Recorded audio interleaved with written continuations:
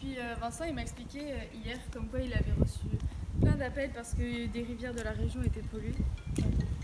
Allô? Allô? Oui, bonjour, je suis bien à la maison de l'eau. Oui, c'est bien là. Oui, c'est pour vous informer que la Maéré, la rivière qui se situe à côté du Verdon, a été polluée. Ok, merci de nous avoir prévenus. On va y aller dès que possible alors. Merci à vous, bonne journée, au revoir. Ouais, tu sais, la rivière de la Mailleraie, là, au Verdon, apparemment, elle a été polluée. Donc, il va falloir qu'on y retourne. Ouais, je pense. Ouais, je pense aussi. Ouais. Excusez-moi, en fait, bonjour, je vous entends parler depuis tout à l'heure, on aime bien le développement durable, donc On voudrait savoir votre métier. oui, Notre voilà. métier, c'est médiatrice scientifique. On analyse la qualité de l'eau et souvent, on va faire des petites interventions dans les écoles et tout ça. D'accord. Et l'eau, vous l'analysez comment du coup? Tout simplement, on peut prélever un échantillon d'eau et l'analyser. Ou alors, on va prélever un animal, donc généralement c'est un poisson.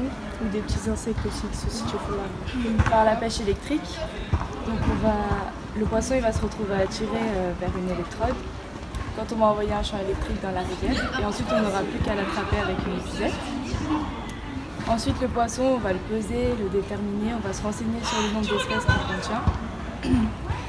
Et aussi on va s'informer sur le nombre de maladies, de peau généralement. Merci beaucoup. Merci. Bonne journée. Merci vous aussi, au revoir. Au revoir.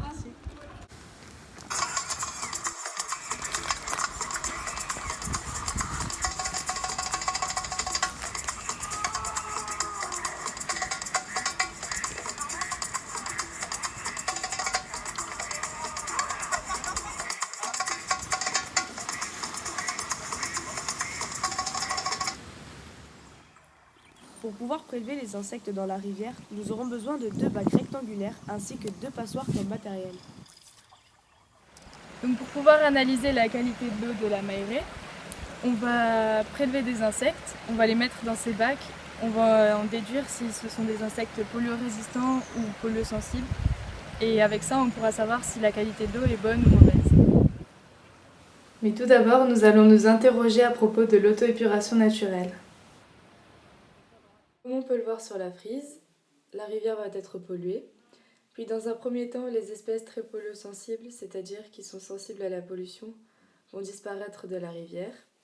Ensuite, dans un second temps, il ne restera plus que les espèces polluorésistantes, c'est-à-dire qui sont résistantes à la pollution.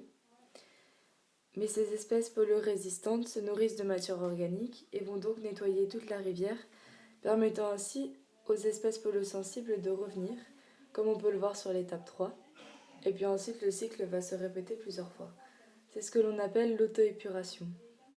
Donc pour pouvoir prélever les insectes, on va placer la passoire dans l'eau et à l'aide d'un bâton, on va gratter le fond de la rivière. Et grâce au courant, tous les insectes vont venir se déposer au fond de la passoire.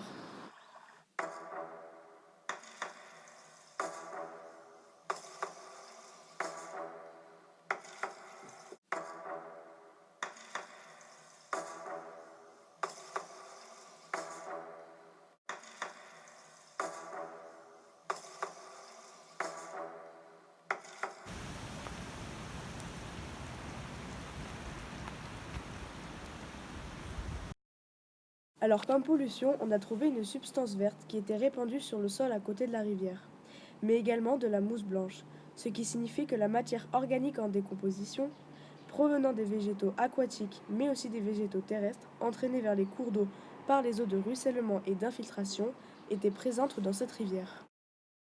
Nous avons trouvé une larve de diptère, des gamarres faisant partie des crustacés, des hémiptères, punaises d'eau, des larves de libellules. Tous ces insectes sont synonymes d'une mauvaise qualité de l'eau. En effet, lorsque nous avons analysé la qualité de l'eau de la Maéré en mars, nous avons trouvé toutes les sortes d'insectes qui sont nécessaires à l'auto-épuration, y compris des polluosensibles, ce qui nous a démontré la bonne qualité de l'eau. Nous avions trouvé beaucoup de larves d'éphémères et de larves de perles, qui sont les 2 ordres d'insectes les plus sensibles à la pollution. Elles sont donc un bon indicateur pour la qualité de l'eau en se basant sur l'IBGN, qui se trouve être l'indice biologique normal globalisé, qui constitue le répertoire de la faune benthique, c'est-à-dire des insectes qui vivent au fond de l'eau. Donc nous avons pu observer l'impact que la pollution a sur la biodiversité de la rivière. Dans les rivières, on peut trouver toutes sortes d'insectes, mais pour répondre à la problématique, On en conclut que grâce à nos prélèvements, la pollution a un impact sur l'auto-épuration et la diversité des espèces de la rivière, notamment les polluants sensibles. En revanche, les polluants résistants ne sont pas touchés par cette pollution.